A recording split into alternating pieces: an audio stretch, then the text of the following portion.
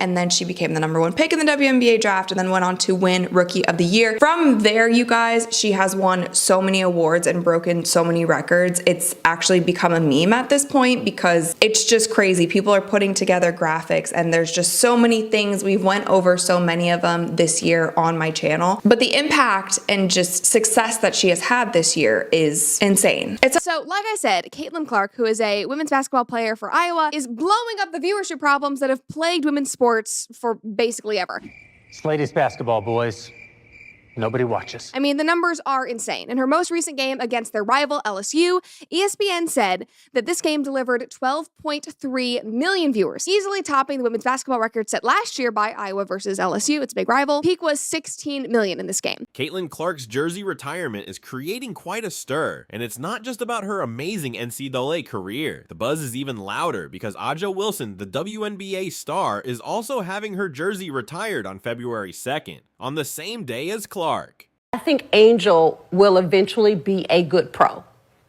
I don't think Angel will come into the league immediately and dominate the way people think she will. And I say that for people who have never watched a WNBA game. It's good. Like there's talent. Like these women can play.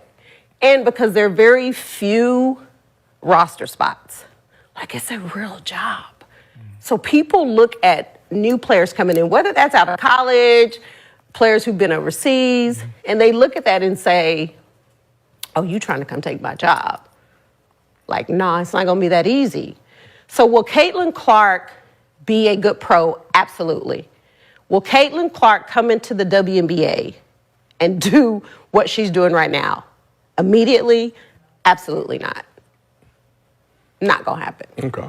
Not on the right team? Fans are going wild, questioning whether this is a strange coincidence or an epic showdown between two basketball legends. Social media is ablaze with opinions as supporters of both players weigh in on this unexpected clash. It's turning into a dramatic moment for basketball fans everywhere. Cheryl Swoops, you beautiful, actually not so beautiful. You tell us that, well, Caitlin Clark used an extra year. She didn't. Shoots 40 times a game. She didn't. Cheryl Swoops is among the dumbest people ever and one of the most talented ever. Really, if you look at Cheryl Swoops' basketball history, she certainly should be considered among the greats. But all that goes away when you're inherently stupid. And let's be honest, we all know that she went at Caitlin Clark because she's a little white girl. So for people to come at me and say that I made those comments because I'm a racist, like, first of all, black people can't be racist.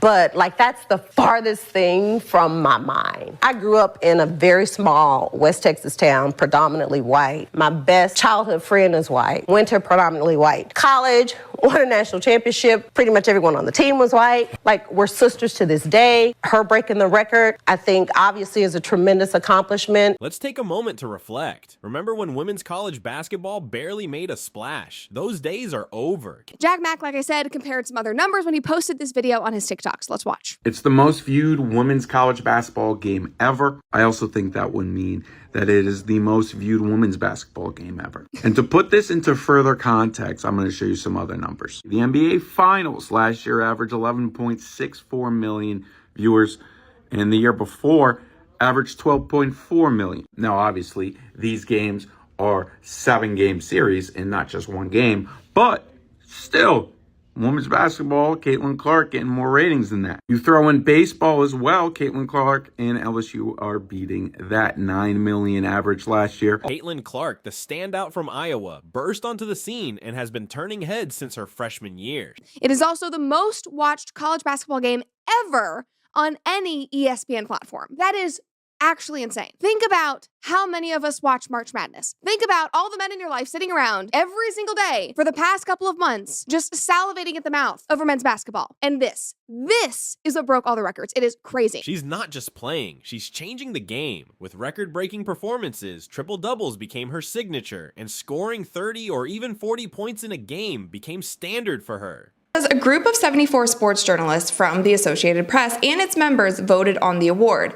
Clark received 35 votes, Olympic gymnast Simone Biles was second with 25, and boxer Iman Khalif was third, getting 4 votes. Clark is only the 4th women's basketball player to be honored as the Female Athlete of the Year since it was first presented in 1931. Her shooting skills, passing, and ability to read the court have made her nearly impossible to stop. 2024 was the year of Caitlin Clark, and I think it's about time that we all crown her as the face of basketball. Imagine packed arenas with every seat taken and all eyes on number 22. That's what we call the Caitlin Clark effect. Games that used to attract just a few hundred fans are now drawing in thousands eager for tickets. The excitement surrounding her is transforming the atmosphere, making every game an event that no one wants to miss. Caitlin Clark has amazed both fans and critics with her incredible playmaking skills. One moment, she's sinking a three-pointer from way beyond the arc, and the next, she's delivering a slick no-look pass for an easy layup. This remarkable talent led her to become the all-time leading scorer in NCAA basketball history, surpassing both men's and women's records. In a sport rich with legends, she has firmly established her place at the top. As if setting NCAA records wasn't impressive enough, Caitlin Clark went on to break 62 records in the WNBA, proving she's one of the all-time greats. What better way to celebrate her amazing career than by retiring her jersey? It's a perfect way to honor a player who has truly made a lasting impact on the game. Iowa is gearing up to retire Caitlin Clark's legendary number 22 jersey at Carver Hawkeye Arena on February 2nd, 2025, and the ticket demand is off the charts. They're even more sought after than those for big WNBA stars like Sabrina Ionescu, Aja Wilson, and Angel Reese. Can you believe it? One ticket is going for a whopping $8,000. That's more than some NBA Finals seats. It's wild to see a college women's basketball game commanding prices that rival the biggest events in professional men's basketball.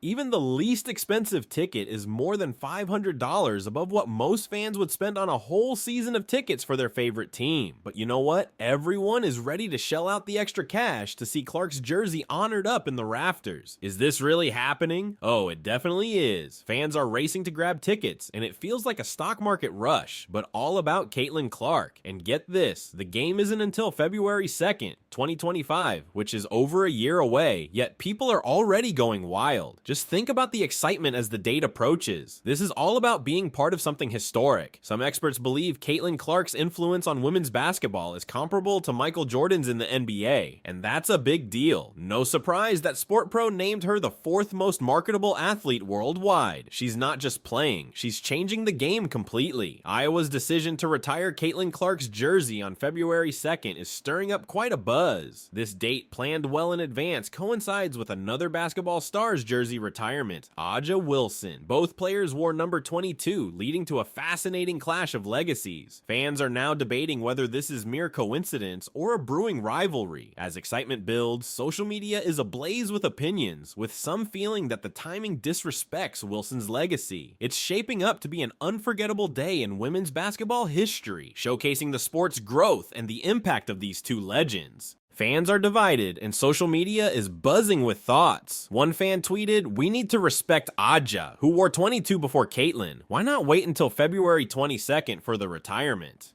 It seems we can't expect much consideration from the college or the WNBA for those who came before. The uproar isn't just about the date. Ticket prices are also a hot topic. Aja Wilson isn't the only one who wore number 22. Players like Christy Sides and Stephanie White also made their mark with that number. North Carolina and Iowa are far apart, so why is this making waves?